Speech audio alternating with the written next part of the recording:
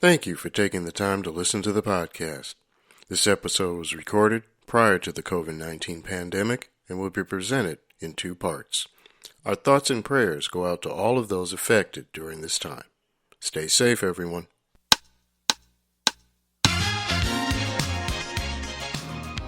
Welcome to Music Outlook LA, the podcast which highlights the independent artists, whether they are a musician, vocalist, actor, actress, live audio or in-studio engineer, or a videographer, photographer. I'm your host, Will Kimsey. Each episode, we'll look at the gigs of the independent artists, from the venues we play to how we set up and break down, the gear we use and why we use it, and the info we hope you'll find useful as we all make our way in the entertainment industry. Music Outlook LA is brought to you by Kim Z Entertainment LLC. Go to kim-zentertainment.com to find out what they're doing for the independent artists. Kim Z Entertainment LLC. Independent entertainment done independently.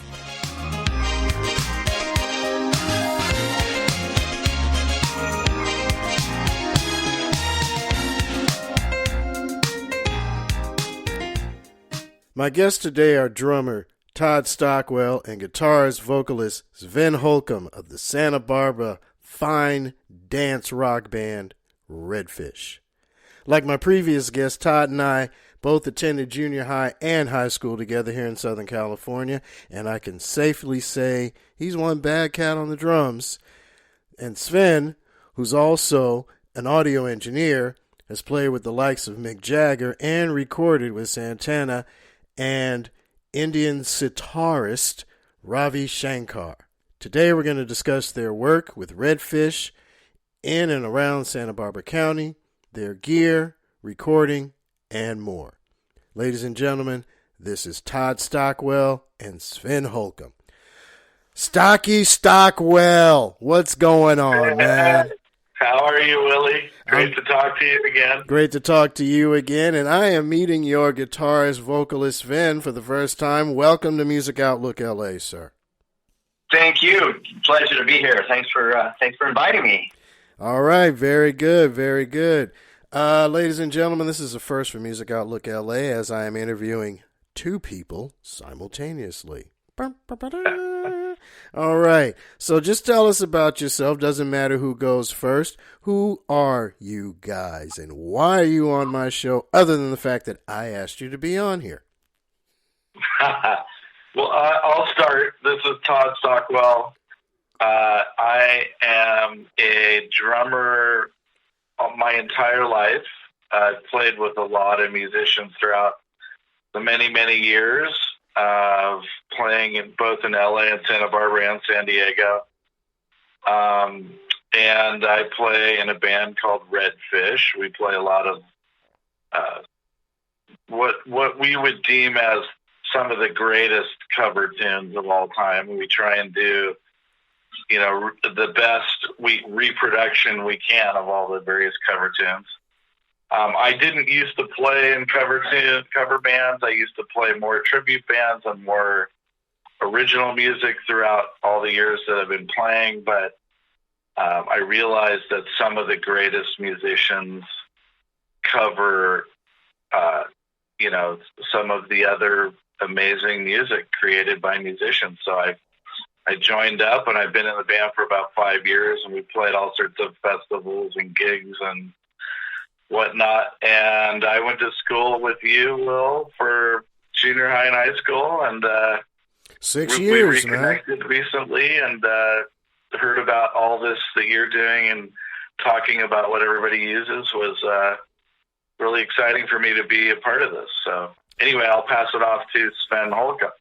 Yeah, well, I guess I'm here because similarly, I play in this band Redfish here in Santa Barbara, but I'm a guitarist, singer, and but other than that, I'm also an audio engineer, and have been working in the field since I landed in LA in the early 90s, and realizing, as a musician, that I need a day job also, and I got a job in a studio, and discovered quickly that I needed to learn more and know more, and so I embarked on a real serious path on learning about audio and studying, and then getting jobs and stuff, and eventually ended up in recording studios and engineering and co-producing and stuff, and also ending up out doing live sound and, front of house and tours and local stuff. And then, most recently just merging the two and sort of balancing the creative wing of music and being an artist and a player. And at the same time, being able to put on the other hat and be the engineer and get the gear going and get sound checked and ring out the system and blah, blah, blah. So, so that's sort of my background. And I guess, Tod and I have been working together in Redfish, and we sort of share the same spirit in that regard, both being technicians. He's an architect as well. And so we both have a technical and artistic sort of mind. And so we click on that. And so that's why we're here, to talk about this fun stuff that we're lucky to be doing. Isn't it great? It's pretty great, yeah. I mean, I have to say, there are times when I'm really overwhelmed, like, oh my God, show's in 30 minutes, and am I going to pull this off? And then once it goes and everything is rolling and you're in that zone, it's like, yeah, it's happening. Then you're like, it's pretty good. It's better than, sitting in a cubicle and bitching and complaining about, the coffee being old or whatever, right? Because I've done that gig myself. I was an office manager for a loan company for like 4 years or so as my day job in between gigs and everything. And I got to tell you, I'm glad I don't have to order Staples anymore. Yeah, well, I was a food server as Tod, and I also paid my dues 2 years at Guitar Center when I was living in San Francisco, which actually turned out to be a really good thing in my life, in that I was able to meet a lot of people really fast and networked really fast, and was able to really sprout pretty fast in the Bay Area.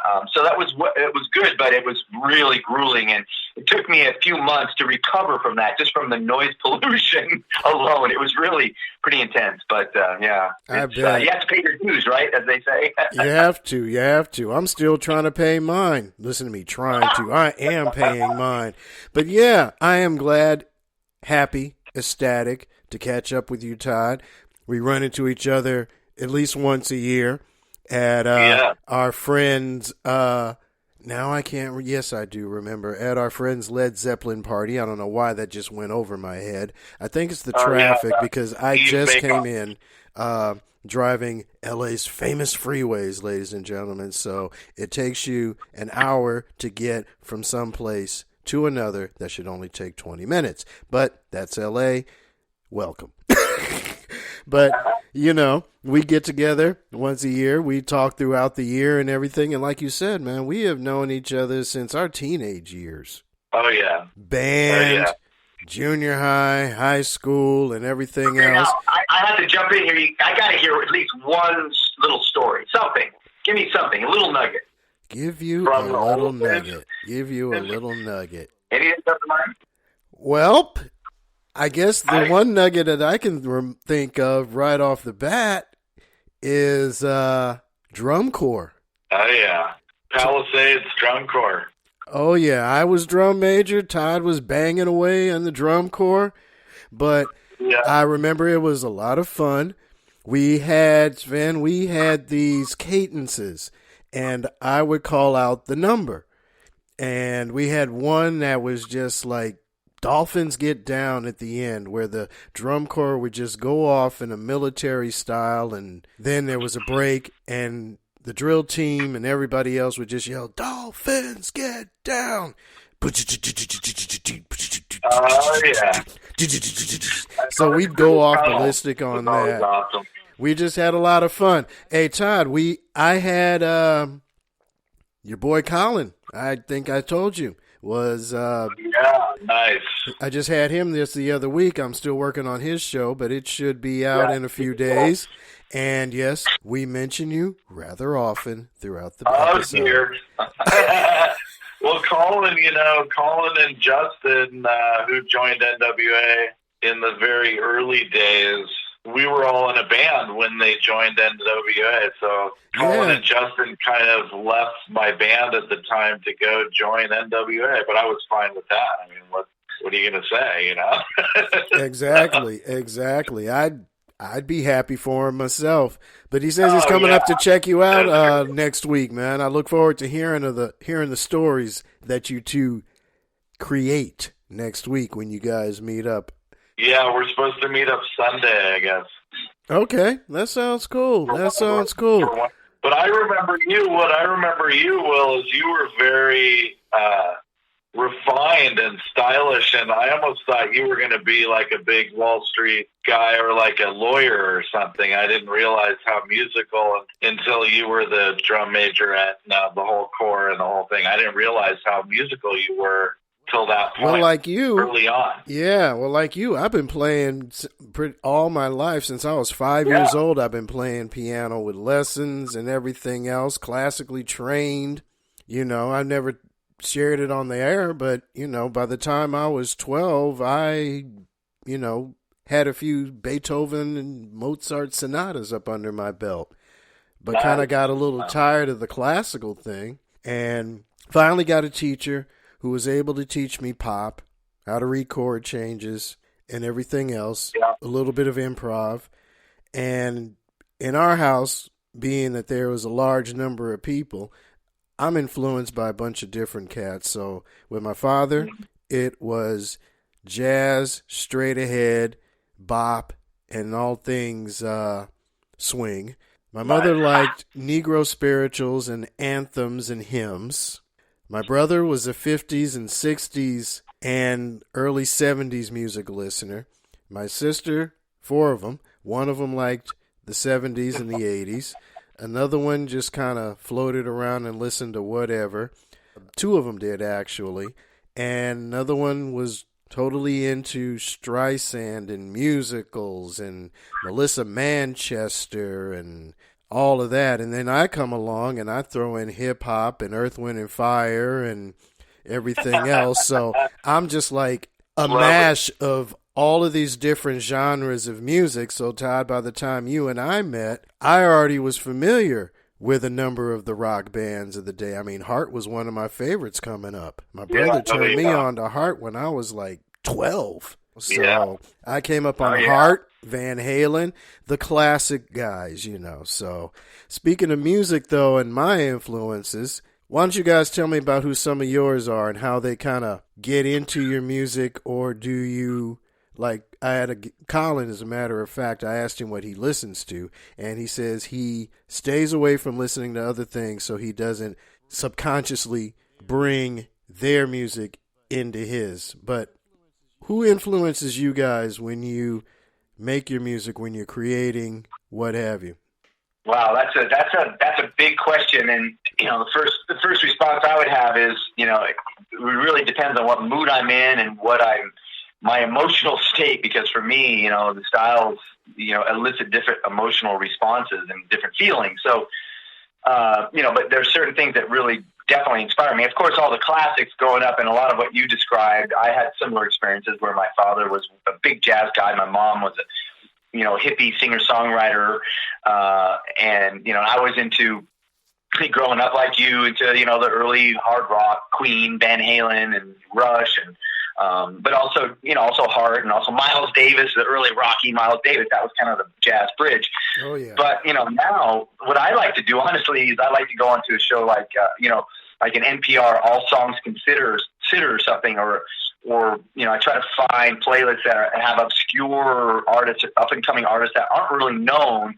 And then what I'll often do is just throw them into a little playlist and then kind of create a little, depending on what kind of style I want it to be, and I'll have different ones, and I just put it in shuffle, and then, you know, just listen to new stuff. There's classic stuff that inspires me, and classic producers and classic artists that, you know, are timeless, and I guess there's so many to even mention, but you know, certain producers especially have a certain ambiance in their stuff, like Daniel Lanois, for example, who, you know, with Peter Gabriel and U2 in their sort of mid era, and, you know, you put that on and you immediately know what that is, and you know, and certain artists as well, you know. But, you know, like you said earlier on, you know, my nickname is Fendrix, and couple of my early influences as a guitar player were obviously Jimi Hendrix, but also Santana. I've been called Sventana. That's another one. That was one of the early ones. I was lucky because growing up, my father was an engineer, and then he turned into then he became a photographer and a traveler. Mm-hmm. Split with my mom, and my brother and I got to go and travel with him, and he was interacting with a lot of interesting artists including Carl Stockhausen in Germany. He met Carl Stockhausen in 1970, and then he got invited to Germany. That was in Japan, and got invited to Germany, and then kind of established himself in Germany as a photographer. My brother and I got to go and visit him and live with a family even for a year, and they would have in this house that we were living in, it was this doctor and his family, this brilliant doctor who played like Keith Jarrett. And they were just brilliant. These guys were just ridiculously talented. And I was all of like 7 or 8, or 7 maybe. And I got to live in this house for a year at the age 7 and watch all these crazy musicians come in. They'd have these jam sessions and free, avant-garde classical and then hardcore jazz stuff. And I'd even wake up. I remember waking up to the Dr. Berndt, who playing like Keith Jarrett morning jazz before he would go and do his doctor's shift, waking up to that thing. So early on, I have these really kind of deep-rooted experiences that surface when I hear certain things. Like if I hear the Keith Jarrett Cologne concert, for example, I immediately get launched into a whole vibe and a whole mood versus, if I hear, Van Halen's first album, which I totally remember when that came out, and I get thrown into a certain vibe there. And so what do I listen to? It depends on what mood I'm in, but very similar to what you said, I don't listen to a lot and when I do listen, it's often stuff I'm working on, like songs I'm learning, or I have a whole singing vocal exercise routine. So often when I'm driving, I'll throw that in and do my and all that kind of crap. So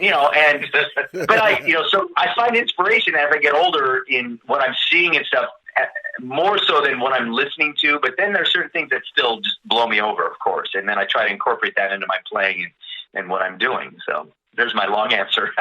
Well, there you go. All right. Hey, Tod, who influences you when you're playing? Gosh, I was, we were blessed to grow up where we grew up with all the various multi-instrumentalists and musicians and everything. And obviously I was super lucky to grow up in Rustic Canyon, which is kind of known as like the Laurel Canyon on the beach. Mm-hmm. And so growing up, my father was friends with like Bob Welch and Brian Wilson, and then we had Kim Carnes, who lived right across the street from me when I was growing up, and all these musicians. We would have Monday night picnics where we'd all play in the park and barbecue, and everybody would bring acoustic gear and sing, and this is like the 70s, kind of would have been early 70s. And so through kind of osmosis, I got this whole kind of like a ethnic hippie vibe going on, so that carried on into junior high, and then obviously all the amazing music of Hendrix. And I get this huge smile on my face when I play funky music and any kind of music with a beautiful backbeat, and any kind of ethnic music that comes from somewhere else that has some kind of off-time feel that I don't know what it is. It must be somehow in the DNA that makes me so happy when I hear really unique stuff. So I've been listening to like Jacob Collier, mm-hmm. Snarky Puppy, and just the greats. I mean, I saw Nathan East play with the whole lineup at the NAMM show just recently, and mm-hmm. Tower of Power. I absolutely love Tower of Power, and that's pretty much the music I listen to in my car. It's something that kind of tries to push the limit. I play also with the stick players in the Valley. Every year they have a clinic for the Chapman stick. Uh-huh. There's a band Tony Levin created called Stickmen, and that's really fun to listen to that music too. It's kind of like old Crimson. And then I recently found a band called Elbow, just out of nowhere, that turns out they've been around for a really long time. They play with full orchestras sometimes. Beautiful lyric band. So yeah, I try and listen to stuff that isn't your average, I guess, radio play. If that's a good answer. Right. You guys have excellent answers. Don't worry about it. You guys have both excellent answers, and you kind of answered the last one first, but I'm going to ask it anyway when we get to the end. Hey, Todd, then if you like slightly offbeat, then you're going to love Dirty Loops if you haven't heard of them. I think I have heard Dirty Loops. Did I send you a text on those cats? I think you did. I think I did already check them out. I'm going to have to recheck, though. But Sven, have you heard of Dirty Loops? So much stuff. I have not, but that is a great name. I immediately got it. I mean, it's Dirty Loops. Dirty Loops are three cats out of Sweden. They do off-time jazz, funk, vocal. They just. So are they part of Volpec? No, I don't think so. I've got to look them up and make sure. Friend of mine, my first guest was Keith Jacks. He turned me on to them. Mm-hmm. And that's why I shot it over to you, Todd. I was like, Todd, I'm going to check that out. I was like, sure. You have to hear these. Oh, Sven, they're called Dirty Loops out of Sweden. 3 guys. Just listen to it. And that's all I'm going to say. Oh, I'm on it. Just check them out. These cats are bad. You're going to like, wow. Have you found, so interesting just to talk about listening. The times are so different now because I can remember, buying a cassette or even buying a CD, and you'd have your top 5 or 10 that you just bought in your car, and you'd always be cycling them through, and you'd play them from beginning to end, and there was this whole thing, and then you talk about them, and you'd swap with your friends, and then your friends would listen, and you could talk about it. You had this whole kind of camaraderie and connection around music, and I don't know, maybe you have some enlightenment on this, but it seems like in this modern time, it's so different because it's really much more almost song-based, where check out this track or check out this track. The whole album thing and where you have a theme or a journey on a record is kind of not really happening anymore, right? No, yeah. I wanted to say also another thing is it's been a huge influence on me is classical music of all different types, but I would have to say in particular more contemporary kind of thematic, almost movie soundtracks. I listen to a lot as well. Okay. I just love when they go off the deep end into some other world. So. Yeah, on what you were saying, Sven, I think that the listening audience is, I don't want to call it tastes. Maybe it has. Maybe that's the right word. Has either changed. And I'm a techno geek. And like you, I am still learning audio. My main thing is playing. I'm a keyboard player. I can sing. I choose really not to unless I absolutely have to, but yes, I can carry a tune. But I prefer the keys. I mean, I've been playing piano since I was 5 years old, and I already told you how I came up and everything and the different influences. But, Sven, we came up, you, me, and Ty, we came up in an era where you listened to the whole album. Exactly. Right. Yeah. From track 1 to track 14. Yep. All the way through, interludes and all. One of my favorite albums of all time is Earth, Wind, and Fire, All in All. Yeah, that's fair.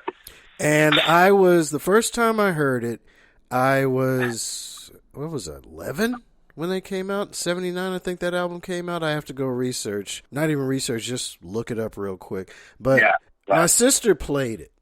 She had just gotten it. And I'm like, oh my God, who is that? And I see it's Earth, Wind, and Fire, and I'm like, oh, where are the rest? Where's the rest of the stuff? And my brother, who was in the Navy, was home, I believe. And it's funny how memories just come flooding back. I completely forgot about this. He was home, and he says, I got the 8-track of That's the Way of the World. And I have that 8-track in my garage right now. And I bet you I could find a working 8-track player, but that's beside the point. I'm listening to the whole thing.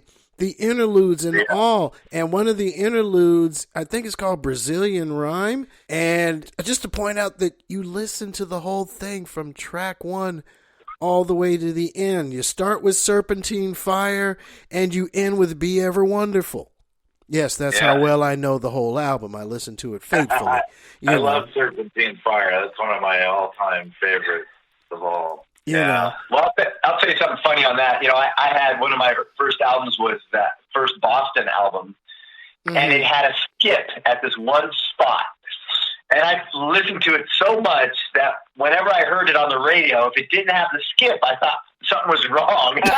Seriously, I mean, it ingrained in my head. It just cracks me up because it was the same spot and the same skip. It's sort of etched in my brain with the skip, and it just sounds wrong without it, which is pretty funny. There you go. That's just what we did. I mean, you listen to the song or the album. See, I'm thinking about the song. No, not track. Album. This is before CD. This is vinyl, ladies and gentlemen. That big, black, waxy thing you put on a turntable. Vinyl. Love it. Those things. But from the beginning to the end, and you had to make sure you had the proper diamond stylus and everything else on the Technics turntable and this, that, and the other. But I date myself. We listened to the whole thing from start to finish. And if something came up, we just lifted up the turntable arm. Yep.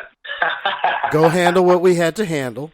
And we'd start at that particular track at the beginning. And we continue listening to the entire album. We took in the entire experience. So, people, if you're coming into this game, there's nothing wrong with taking a couple of old school techniques, go back and listen to the whole thing. Because I'll tell you, this is the way they were meant to be listened to. Exactly. I mean, I did send you some questions, and I will get to them, but it's got me thinking, and sometimes I get on a soapbox. Because like I told you guys, we're here going to have fun. We're here to have a discussion, and here's the thing that gets to me. When you go to young folks, and especially, not even especially, just my experience has been with young cats who like rap. Why do they think that rap artist came up with the song and that it wasn't sampled by somebody else? Right. Yeah, that's a whole interesting situation where, if it's a beautiful thing, then a rap artist will go ahead and reutilize it because it's a beautiful thing. For me personally, I think that's one of the reasons I play in a cover band is because, again, I think it's homage to the artist, to the person who created that great stuff. I mean, all the beautiful Parliament Funkadelic with George Clinton, that's all, peeled away into new rap songs and reutilized. For me personally, I don't have a problem with that. I know some people may. I don't have a problem with it either, but I'll give you a perfect example of the one song that younger folks may and should know. Ice Cube, Today Was a Good Day. Yeah. The music was sampled from the Isley Brothers, Footsteps in the Dark. I had a discussion with a cat who thought that Ice Cube wrote the music and the rap. I'm like, have you ever heard of the Isley Brothers? Who are they? And I had to give him a whole lesson on the Isley Brothers, and it's like, oh my goodness, what is wrong with the youth of today? I know, it's interesting. Yeah, then it sinks in. They finally hear the original, and I think that would be fun to see a bunch of interviews with the youth of today and play them the song, play them, Dog Pound by Snoop Dogg. But I mean, it would be fun to see the looks on their faces when they hear the original. When they hear the original, exactly, the original crew, and tell them, that it was done 20 or however long before. It would be classic. Oh, I can describe the look. One of my early gigs was in rap, and I did a lot of rap engineering in the early '90s, and they would. I remember hanging in the studio with these guys, and they would be pondering what track to use and which one they want to, they'd be playing all this old funk shit and stuff, and they would, pardon me, and they would, kind of like just decide, hey man, that's a dope beat, let's use that, and that's a dope beat, and this and that, and they'd have their MPC 60s, that was the big thing, big sampler thing that everybody was using back in, 92, 93, that was the deal. And they would capture little bits from these albums, and they put them on their little pads on their MPC 60s, and just on the fly, do their, sort of remix, and then they kind of rap over the top, and it was a whole thing, But Tone Loc got nailed for that, and he used Van Halen, and he got sued, and that just unfortunately destroyed his career. That's why he said. Well, same with Robin Thicke. Robin Thicke, that's more current. But yeah, it's an interesting. I mean, art is always kind of it kind of has a life of its own in a way. I mean, artists are always historically, interacting and sharing and borrowing certain things and, taking ideas and then running with them and maybe developing further. So I don't have a problem with that. I always just hope that the original artist gets acknowledged for Christ's sake. Yeah, well, one of the things that I point out on the show, Sven, is that it's important for everybody to legally protect their work. Now, here's on the flip side, ladies and gentlemen, if you're going to do a cover of somebody else or borrow at least 4 to 8 bars of someone else's material, you better get permission first. Oh, yeah. If you're going to put it out on a recorded piece of material that you're selling, of course. There you go. I mean, even if you're doing it just for listenership now, I mean, we've gone from selling it as a physical product to it being turned into a WAV file that you stream. But especially if you're, like you said, Todd, especially if you're going to make money. But if you're going to use it and put it out there for public consumption, get permission first, ladies and gentlemen. I'm off the soapbox. I like that idea too. Well, I mean, if you take that in any other artistic field, like if you were a writer, you wouldn't just give away somebody's book. No, you wouldn't. Or a painting or whatever. So music is so interesting that way. It's a tough one because now with Spotify, everything, $10, $12 a month, and you have unlimited music. But Sven, check it out. Did you know what the rate is for streaming? In terms of what the artists get, it's not much. Yes. No, it isn't. It's less than a penny. It's pathetically low. Yeah, I know. That's not okay. Last time I looked, it was hold on to your hats, seats, and Todd, hold on to your vest that I know you wear when you're playing. 0.075 cents per stream. Yeah, that needs to change. That's awful. Well, that's because it supposedly has, but we have something now that's been signed into law called the Music Modernization Act, but I can tell you this much about it. It's a lengthy read, and I'm going to discuss it on a further show once I get through reading the whole thing. It's supposed to raise the rate that we get paid as musicians and the artists for everything that is streamed. Trump signed it into law. Okay, it's out there. But here's my thing. I have yet to see a rate chart. Yeah. So I have no idea what was improved or anything without having to read this multiple-page document indicating what it's supposed to do. All I want to see is the bottom line, a rate chart. Just tell me, because I might be wrong about the figure, but that was what it was around 2012. And I know it hasn't gone up much in 8 years.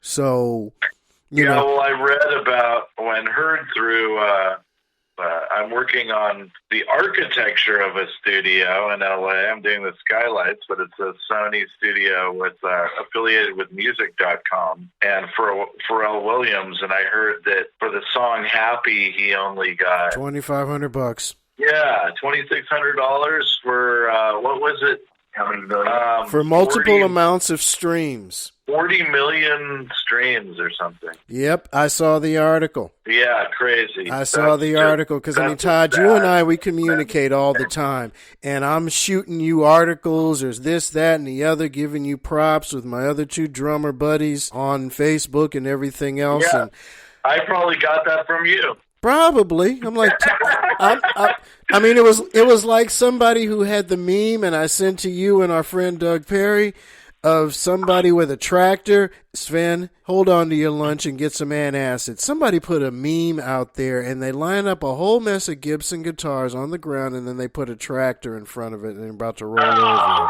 Yeah. Oh, no. That's a shame. I think of all those potential guitar players that could have served those instruments really well. Exactly.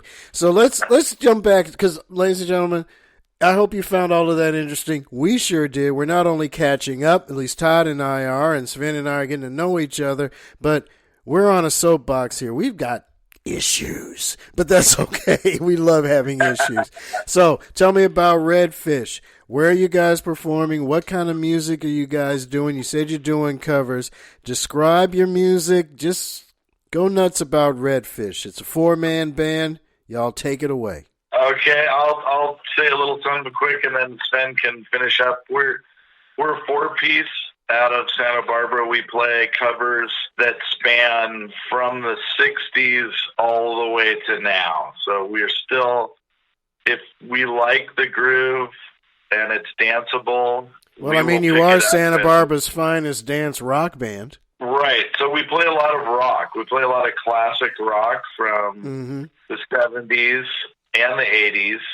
And the 60s, and then we play a lot, but we also play a lot of funk, too. We play a lot of dance grooves from the 80s, and then we play stuff like we play Portugal the Man, Feel It Still. We play a lot of Bruno Mars.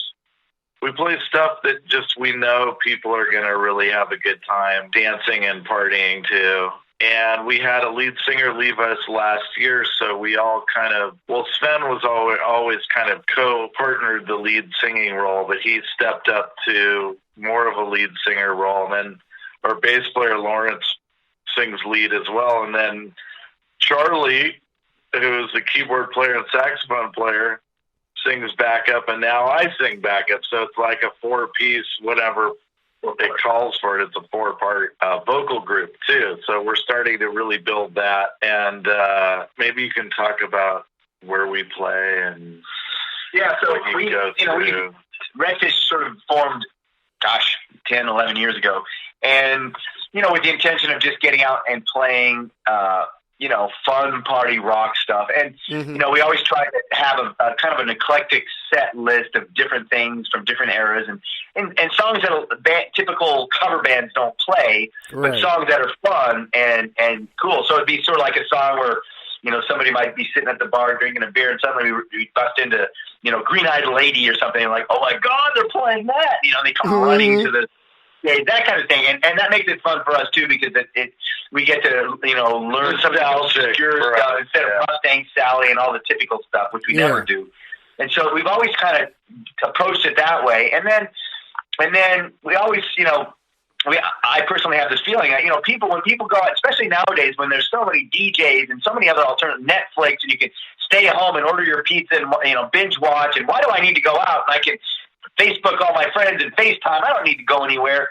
So for a lot of people, it's a big deal to go out, and so we acknowledge that, and we're aware of that. So we try to give them sort of their medicine, or give them something. So they're so when they go out and make that effort, they really feel like it was great. They had a great time, and they want to do it again. Because let's face it, it's people with with the modern era now. People are not getting out and like connecting like they used to. It's really different now. So we try to make it a fun thing and make people engage with people and just make it a thing. And right. And then as far as where we play at the Palms. Well, we have our usual suspects places, Maverick. And all the Big Mountain, various places throughout kind of the Central Coast and into Ventura, and they're usually bars. And then we also play festivals like the Avocado Festival and Banana Festival and the Fiesta up here, and then private parties and weddings and all sorts of fun stuff, because we kind of fit into that whole fun party rock band thing as well. So cool. Yeah, we do it too. You'll appreciate this. We do a medley, for example, Hollywood Swing, right? There you go. And into David Bowie's Fame, and into Rapper's Delight, and then the latest Daft Punk, Get Lucky kind of vibe, that sort of Herbie Hancock, Rhodes kind of jazzy solo, and then we finish it with Hollywood Swing again, and to kind of explore some of that funk stuff. We play medleys too, which is fun. We've done different medleys over the years, and we'll bust out the talk box and do Peter Frampton, and people are just like falling over in their chairs, like, oh my God, are they pulling that off? So it's fun to do that kind of stuff, and just Rocky Mountain Way too. Because the reality is, people when they go out to see a band like us, it's kind of in a way, there's a little fantasy there. You know, they go out and they get to get really close, and they kind of get to feel like, you know, they're out on a big, and it's a big deal because they're, you know, especially when you play songs that they know, and it's like, oh my God, it's like, we the best. We play Queen, and so all the Freddie Mercury freaks are like, oh my God, you're playing Queen, and you know, so that's cool. We give people a lot of enjoyment, and I think that for me is one of the more fulfilling aspects of playing in this kind of thing. Because like Tod, this is the first cover. Well, the second cover band I ever played in. The first band I ever played in was a cover band back in early '80s, and then I did all originals and, you know, all kinds of stuff, folk stuff, punk, funk, metal, rock, all kinds of stuff, reggae, and then I just decided, you know, I want to play. I want to do the cover band thing and start playing some of these tunes that I just really love and interpret them in a way that's really fun. Because, you know, a lot of cover bands will do covers and they change them so much that they're not really that recognizable. So we really try to keep the main themes and the main riffs and stuff that hooks, that make the song. But then what we like to say is we kind of redfish it. We kind of make it work for what we're doing without losing the actual song. And sometimes we get, you know, debates about, well, how much should we change it? Yeah. How much should we keep it as recorded? Yeah, I'm always no, we got to keep it as recorded. I'm a purist as much as possible, but then we can Sven and I are both purists when it comes to recreating. Well, when it comes to cover songs, I mean, in an original band, it'd be totally different. I don't like it when I hear a song that's missing an iconic part. So exactly, because if you're going to do a cover song, there are certain parts you have to do. Because Tod, you know, you and I relate to this on the same thing with our band, Les Musique. We cover music primarily from the 80s and the 90s, and we stick with the R&B and the jazz and the smooth jazz genres. And our last show, I mean, it's been almost a year since we played, so we're going to get back together, and you guys come out. What's going on? You guys are booking more in Pasadena, or?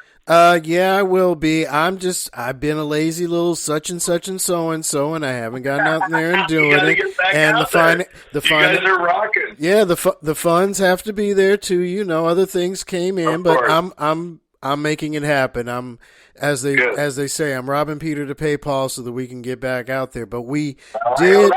But check it out. We all know that one. That one's one of the funny things. Well, it's not that funny, but it's our recent gig. Mm-hmm. I think after everybody got paid out, I got, what was it? 67. I got, no, but then I paid the rent don't for the include that. No, studio. you're getting dramatic. Okay, all right. Well, we used to have this joke. You know, like $67. So we have this joke. We get paid to set up, and then we play for free. Basically. I got one better. Hey, Sven, I got one better for you, and I'll send it to Tod. I've got a T-shirt that says "Musician." Someone who loads. Okay, let me get the whole thing right. Okay, check it out. No, you got to hear the whole thing. You got to hear the whole thing. Okay, musician, noun. It's a dictionary definition. I got it on a T-shirt. Someone who loads $5,000, or is it $1,000 worth of gear, $5,000 worth of gear into a $1,000 car to drive 500 miles for a $50 gig. Oh my God, that's so perfect. Though. That's so true. So true. You know, but you know what? We do it because we love it, and exactly. But check it out. What I was talking about with the motifs and everything that you have to hit in when you're doing a cover song, folks. We did, and not too many people heard it. Our last gig, we closed out the show with the extended 8-minute version of Smooth Operator. Oh, wow. Where it jumps from the slow samba and then it goes into the fast samba. Oh, that's a great song. That's a great song. Beautiful. Folks, if you haven't heard it, pull up Sade, Smooth Operator, and listen to the extended version because we tried to nail. I have to listen to the extended version. I don't know that I've ever heard it. I think I've only heard the regular studio version. So yeah, I think I've heard it. But Sade is definitely an influence in my life too. Yeah, and we did the extended version, and you guys have to hear that. Yeah, you guys got to hear that when we covered it. We nailed it. We nailed it because we worked on making sure. I mean, and we made it sound like Les Musique. Nice. Just like you guys make sure when you're doing covers that it sounds like Redfish, but still sounds like the song everybody That's right. recognizes. Well, to dovetail into the equipment thing, because I know you talk about that a bit. Yeah. One thing that we were kind of forced to do, I don't know, about maybe 6 years ago, is where we were rehearsing, we were starting to get noise complaints, even though, we weren't like this loud thrash metal band. And so we decided, we had a choice. Either we had to move and go someplace else, or we decided instead to go into in-ear. And so we have electronic drums, and everything is in-ear for our rehearsals. Yeah. And I also have a digital board where I can record our rehearsals, multi-track it even. And so this has been an amazing tool for us to work out these tunes. First, to see how they're sounding, to see where the holes are, see what parts we need to add, what parts we need to fix, listen back. And ever since I started, because being a technician and an engineer, I was always the guy recording all the rehearsals, and I recorded all my rehearsals, and and that really served me well personally, because I would always listen back and go make my notes on what we need to work on, and that gave me kind of a map in terms of what to focus on. And so we've been doing that in Redfish, and it's really served us well, because we all, me especially, I try to remind myself to step out of being a band member and imagine I'm just a listener listening critically and hearing what's there, what's not there, what needs to be fixed, and what needs to be changed. And so that's really helped us first pick the tunes that we do, and also figure out what the parts should be so that we maintain all those important elements that are in the originals, but then also make sure that it's got the energy and the full production of a live version too, because often these studio versions are cool. They got the vibe and they're mellow, and they have a certain ambiance on the recorded version. But then you go and play them live, and it's like it just doesn't translate. So there's a process of making tunes work live as well. So all that combined, technology has really helped in that process immensely, especially being able to play with ears and really hear detail as opposed to having these monitors blasting in your rehearsal room. Yeah, there you go. One of the things that I try to keep in mind when I'm playing, I remember how the old school used to do, and I'm talking about the old school in the 50s and 60s and before that. Those artists back then, you had to be the triple threat. You had to be like your Gene Kelly, sing, dance, and act. So I try to keep that triple thing going in my mind, because I do the audio for the band, and I come up with the arrangements off of the covers. Nice. So yeah, that's a lot. I know that role all too well. Yeah, I do the same thing, man. Yeah, because I was going to ask you guys, but I think you kind of indirectly answered it. You are primarily a cover band, because I was going to ask if you guys did originals. Have you? We have, actually. We do originals. We have a handful of originals that will bust out, and we had at one point we had it where we had a couple, well, at least one every set. So we had like 3 a night that we would play if we had 3 sets. So we tried, and we talked about that. It's tricky because people, want to hear songs. At least the audiences that we play in front of, and in the venues that we play at, people want to hear other people's songs, but so we try to weave in our stuff, but it's tricky. It's got to be the right, style, I guess. Yeah, exactly. Because if you're already doing if you're already doing a type of show, and you're in, for lack of a better word, a particular genre already, then any original you throw in there has to fit within the genre or the theme of the show you're doing. Right. I mean, you just can't throw out something else from a different. Yeah, you might throw in a ballad, but if, for example, if you're doing like you guys do the party rock thing, if you don't stick with a semi-party rock ballad and you pull out something else, a jazz ballad, your whole audience is going to look at you like, what y'all smoking? Yeah. Game over, right? Game over. Yeah. You got to stick within that genre that you're doing. Now, if you're already doing a jazz set, then right. But don't switch up the genres. genres. I was going to just say what we do too is sometimes we're playing a place where it's a dinner restaurant that turns into a nightclub, dance club. Yeah.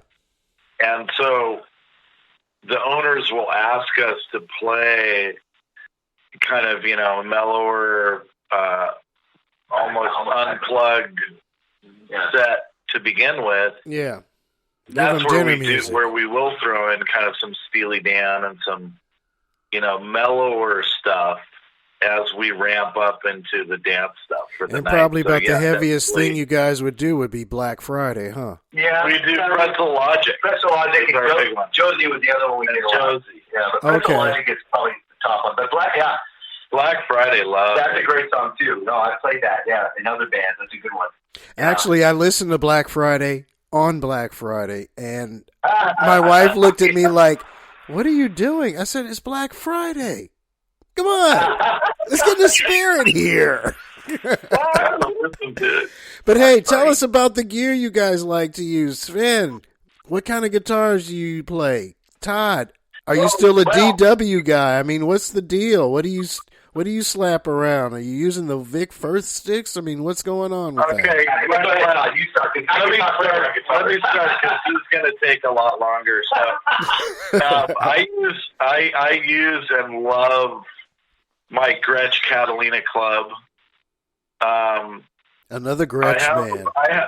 I have 3 acoustic kits and like 5 electric kits. Okay. Out of all my kits, I love my Silver Sparkle Gretsch Catalina Club. It's smaller, so I can hit it harder. Mm-hmm. I take the heads down and tune them very, very loose. So each drum is wanting to try and be as robust as it can be, being in that it's like a 3/4 size set. But then when I need to get small, I can get small. And when I need to get large, I can get large on it. I use a little pop snare, too, where I take the snare off, and it kind of turns it into a timbali. Okay. Then I have a little rack with cowbells and go-go bells, and I use a Meinl hat trick tambourine on my hi-hat. Mm-hmm. With a hit ring on it, so I can hit it as a tambourine if I want, and I can also ride it with my left foot, and it fills in for areas when you're riding and you want that thicker background sound.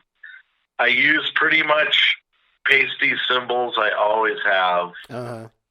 I love 2002s are like my favorites of all. But any pasties, betas or alphas are good. Betas are good. They're all 900s they're all good. Pasties I love. Zildjians I like to record with, but not so much play live with. Pasty for me has a better kind of an afterglow to it. Okay. I use Vic Firth. I'll use 5Bs, nylon tips when I play live.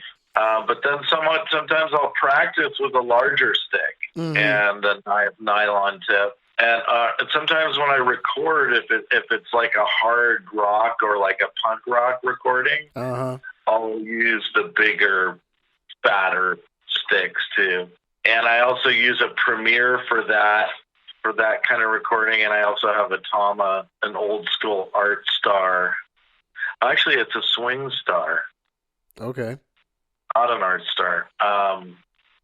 And I use the Premier and the Art Star for more kind of punk rock and roll type stuff, and the Gretsch for like all around. Okay. But anyways, that's the gear I use.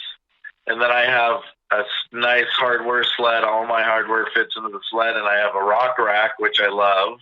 And it folds up, and I can actually walk into the club with my entire kit in tow, double-fisted. So...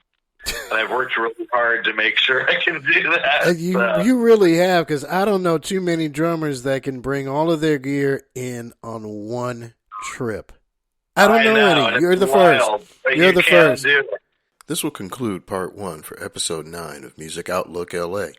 Please click on the corresponding link of your media player for part 2 of this episode with Tod Stockwell and Sven Holcomb of the Santa Barbara-based band Redfish. Be sure to check out the show notes for their website info, and don't forget to like, share, and subscribe to the podcast here at Spreaker.com. That's Spreaker.com. Music Outlook LA is also available on Apple Podcasts, SoundCloud, YouTube, Spotify, iHeartRadio, Google Play, CastBox, the TuneIn Radio app, and Listen Notes, the podcast search engine. I'm Will Kimsey, aka WK Music. Peace! This podcast is both brought to you and produced by Kimsey Entertainment LLC. Music Outlook LA is a copyrighted broadcast of Kimsey Entertainment LLC. The views and opinions expressed on this show are not necessarily those of Will Kimsey or Kimsey Entertainment LLC. Any rebroadcast, reproduction, or any other use of this product without the express written consent of Kimsey Entertainment LLC is strictly prohibited.